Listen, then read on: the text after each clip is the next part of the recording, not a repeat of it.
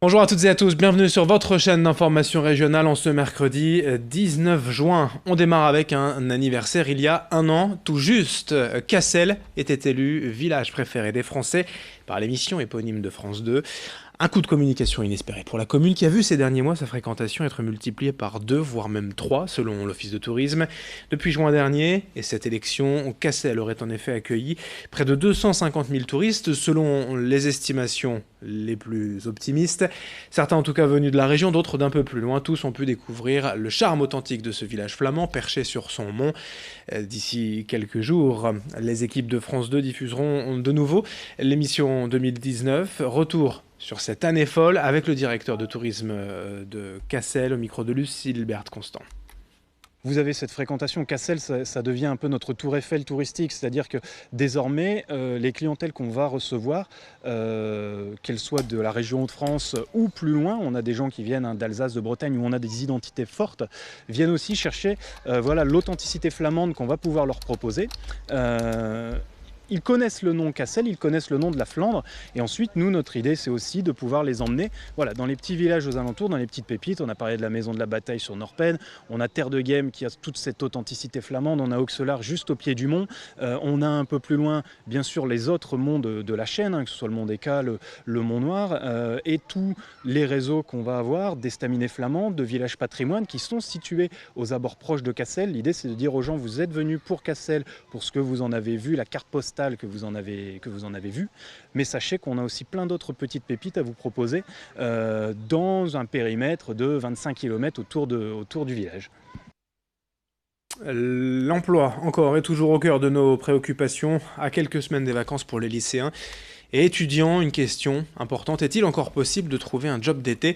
Eh bien oui, selon L4M, un site de recrutement de la région, beaucoup d'entreprises sont aujourd'hui encore à la recherche de personnel pour cet été, et ce dans plusieurs secteurs. Il y a évidemment le tourisme, avec la restauration et l'hôtellerie, mais aussi les travaux agricoles, et plus largement tout ce qui est administratif dans les entreprises. Parfois les sociétés recrutent même à la dernière minute pour pallier les pics d'activité. Le site L4M recense actuellement plusieurs dizaines ou centaines d'offres d'emploi pour cet été dans la région. Explication quant aux secteurs les plus prolifiques, au micro de Rémi Desremeaux. On a évidemment donc l'hôtellerie, la restauration, ça c'est vraiment lié à l'activité touristique durant l'été. On a également donc l'agriculture qui a des besoins importants donc en main-d'œuvre sur toute la période donc de récolte estivale. Et après on a des entreprises sur la métropole lilloise qui ont des besoins également. Là on est plutôt sur des profils administratifs, ça peut être également sur des profils en centre d'appel où là il y a des besoins. Je pense notamment à BNP Paribas, à Cofidis, à Crédit Agricole Consumer Finance également qui recrute donc sur Roubaix des personnes sur du traitement informatique et sur du suivi administratif. Donc ça peut être vraiment très large au niveau des opportunités à saisir durant l'été. L'un des événements de la fin de semaine dans la région, c'est à Dunkerque, le retour du festival La Bonne Aventure à Malo-les-Bains, directement sur la plage. Une deuxième édition attendue après un beau succès populaire l'an dernier. Il y aura en tête d'affiche notamment Charlotte Gainsbourg, Thérapie Taxi et d'autres concerts bien sûr prévus tout au long du week-end, mais aussi les parcours secrets. Pour en parler, le directeur de la programmation de ce festival La Bonne Aventure, Olivier Conan, était notre invité il y a quelques jours. Je vous propose de l'écouter. Il nous livre quelques indices du programme. Charlotte Gainsbourg, Thérapie Taxi aussi, Giorgio, Feu Chatterton, Meute, Boys Noise en électro. Voilà, il y a quelques artistes qui viennent de manière unique, c'est-à-dire que ça sera leur seul concert d'été dans le Nord et ça sera à Dunkerque. Et puis il y a plein de découvertes. Voilà, c'est ce qui est plaisant aussi dans notre programme. Ça se rapproche. On a le même ADN qu'à Aulnois avec les Nuits Secrètes. Hein. C'est la même équipe qui l'organise. Donc on aime bien faire découvrir des groupes qu'on a rencontrés cette année ou dans les années précédentes. On va prendre le large également dans cette édition ce mercredi pour aller faire un peu de char à voile ensemble du côté du Touquet, la grande plage de sable bien sûr sur la côte d'Opale au sud-ouest de la région. Quand il y a du vent, du soleil, eh bien, on peut s'éclater à faire du char à voile. Même les grands débutants trouvent tout de suite le plaisir au ras du sable. Reportage signé des étudiants de l'ESJ Paris-Grand Lille. 12 km de sable fin, du vent, une marée basse, le cadre est idéal pour pratiquer le char à voile. l'activité phare du Touquet Paris-Plage.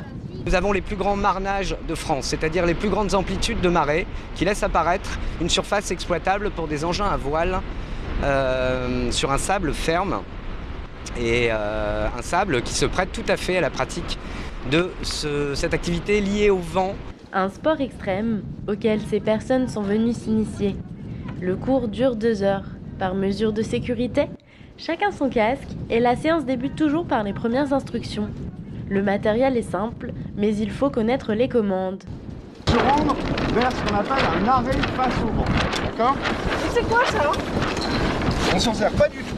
C'est quelque chose qui permet de confondre jamais ça et le frein à main à droite comme sur une automobile. Avant de se lancer, le professionnel s'assure que le matériel est bien adapté à la météo. On était à 5 km/h à 8 h et maintenant on est à 25 km/h de vent et ça va monter encore dans la journée. Et donc c'est dangereux? Tout à fait. On est obligé d'adapter la surface de sa voile à la vitesse du vent. Les chars sont sur la ligne de départ. Quelques participants appréhendent. Eh ben, on a un peu peur, mais on va y aller. Hein. On se rejoint un peu plus bas. Rapidement, la joie prend le pas sur la peur. Au ras du sol, le char est porté par le vent à une vitesse impressionnante. L'expérience est sensationnelle. C'est super, puis là on a des conditions exceptionnelles, donc je recommande, en toute sécurité bien sûr. C'est la première fois? Oui, absolument. Une chose est sûre, ceux-là n'hésiteront pas à renouveler l'expérience. Allez, ce mercredi 19 juin, l'info continue dans un instant avec vos prévisions météo bien évidemment, puis d'autres images avant le prochain quart d'heure. Vous retrouverez bien nos invités, Idil Gunay pour un autre journal. Merci de votre fidélité et merci d'être en notre compagnie.